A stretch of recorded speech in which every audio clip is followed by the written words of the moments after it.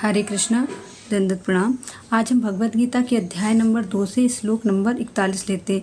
व्यवसायात्मिका बुद्धिर एकेह कुरु नंदन बहुशाखान् अनंताश्च बुद्धयो व्यवसायिनिकम्। शब्दार्थ: व्यवसायिक आत्मिका कृष्ण भावनामृत में स्थिर बुद्धि एकमात्र इस संसार में कुरुनंदन, हे कुरुओं के प्रिय पुत्र, बहुशाखा अनेक शाखाओं में विभक्त, ही निसंदेह, अनंतः असीम, चा भी, बुद्धि अव्यवसायनिकम जो कृष्ण भावनामृत में नहीं है उनकी। अन्वय: कुरुनंदन, हे कुरुनंदन, इस भक्ति मार्ग में व्यवसायित्मिका निश्चयात्मिक बुद्धि एक निष्ठ होती है। ही यह निस्संदेह है, अव्यवसायनिकम जो कृष्ण भावनामृत में नहीं है उनकी बुद्धियाँ अनंतः बहुशाखा चा अनंत एवं बहुशाखाएं युक्त होती हैं। अनुवाद: जो इस मार्ग पर चलते हैं वे प्रयोजन में दृढ़ रहते हैं और उनका लक्ष्य भी एक होता है। हे कुरुनंदन, जो दृढ़ प्रतिज्ञ नहीं है उनकी बुद्धि अनेक शाखाओं में विभक्त रहती है। अर्थ समझते। इस श्लोक में भगवान निष्काम कर्म और काम में कर्मों में निवेशित बुद्धि के भेद को बता रहे हैं। हे कुरुनंदन, वेद द्वारा अनुमोदित कर्मों में जिन निष्काम कर्मों से चेतना शुद्ध हो जाती है वे कर्म भागवत आराधना का रूप ले लेते हैं। इसमें बुद्धि इस सत्य में दृढ़ हो जाती है कि निष्काम कर्मों में निहित ज्ञान से व्यक्ति आत्मा का साक्षात्कार कर पाएगा। जैसे कमल अपनी जड़ से उत्पन्न होता है, ऐसी बुद्धि का केवल एक ही लक्ष्य होता है, अर्थात वह केवल उन कार्यों को करने में स्थिर रहती है जिससे आत्मा का साक्षात्कार होता हो। हालांकि अव्यवसायनिकम अर्थात जो लोग काम में कर्म करते हैं उनके अनंत लक्ष्य होते हैं, क्योंकि उन व्यक्तियों को असीमित वस्तु जैसे पुत्र, भोजन, पशु और स्वर्ग इत्यादि की इच्छा होती है और इन सभी लक्ष्यों को बहुशाखा अर्थात कई शाखाएं हैं।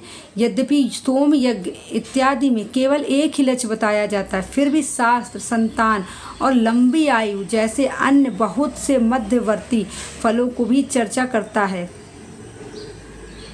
काम में कर्म करने में शरीर से भिन्न आत्मा के ज्ञान का कोई संबंध नहीं है, क्योंकि काम में कर्म में लगे हुए व्यक्ति के लिए आत्मा में स्थित विश्वास होना असंभव है।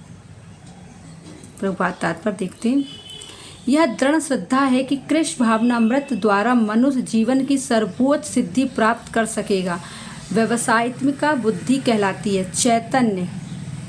चरितामृत में मध्य 22.62 में कहा गया है, श्रद्धा शब्दे विश्वास कहे, सुदृढ़ निश्चय, कृष्ण भक्ति के लिए सर्व काम कृत आए। श्रद्धा का अर्थ है किसी अलौकिक वस्तु में अटूट विश्वास। जब कोई कृष्ण भावनामृत के कार्यों में लग जाता है तो उसे परिवार, मानवता या राष्ट्रीय से बाध्यकार करने की आवश्यकता नहीं होती। पूर्व में किए गए शुभ अशुभ कर्मों के फल ही उसे सकाम कर्मों में लगाते हैं। जब कोई कृष्ण भावनामृत में संलग्न हो तो उसे अपने कर्मों के शुभ फल के प्रति प्रयत्नशील नहीं रहना चाहिए। जब कोई कृष्ण भावनामृत में लीन होता है तो उसके सारे कार्य आध्यात्मिक धरातल पर होते हैं, क्योंकि उनमें अच्छे तथा बुरे का द्वैत नहीं रह जाता। कृष्ण भावनामृत की सर्वोच्च सिद्धि देहात्म बुद्धि का त्याग है। कृष्ण भावनामृत की प्रगति के साथ क्रमशः यह अवस्था स्वतः प्राप्त हो जाती है। कृष्ण भावना व्यक्ति का दृढ़ निश्चय ज्ञान पर आधारित है। वासुदेवः सर्वम इति सा महात्म सुदुर्लभ्य। कृष्ण भावना भवित व्यक्ति अत्यंत दुर्लभ जीव है। जो भली भांति जानता है कि वासुदेव या कृष्ण समस्त प्रकट कारणों के मूल कारण है।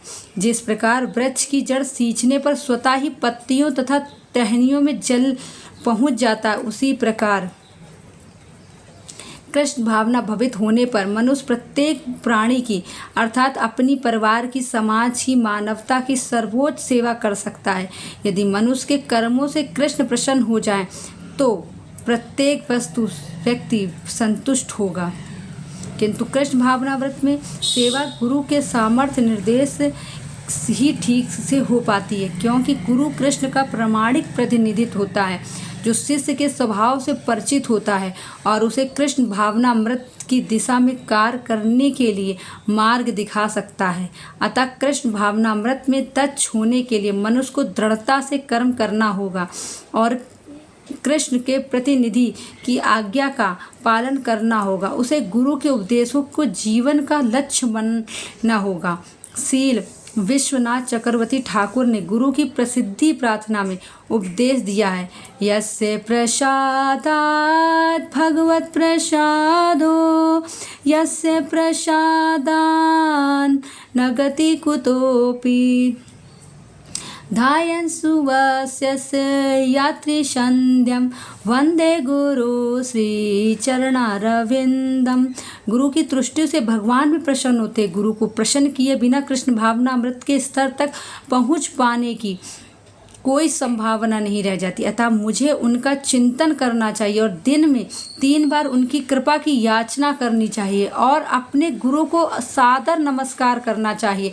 किंतु यह संपूर्ण पद्धति देहात्म बुद्धि से परे सैद्धांतिक रूप में नहीं वरन व्यवहारिक रूप में पूर्ण आत्मज्ञान पर निर्भर करती है। जब सकाम कर्मों से इंद्रिय तृप्ति की कोई संभावना नहीं रहती, जिसका मन दृढ़ नहीं है, वही विभिन्न सकाम कर्मों की ओर आकर्षित होता है। Thank you. हरे कृष्ण। प्रणाम।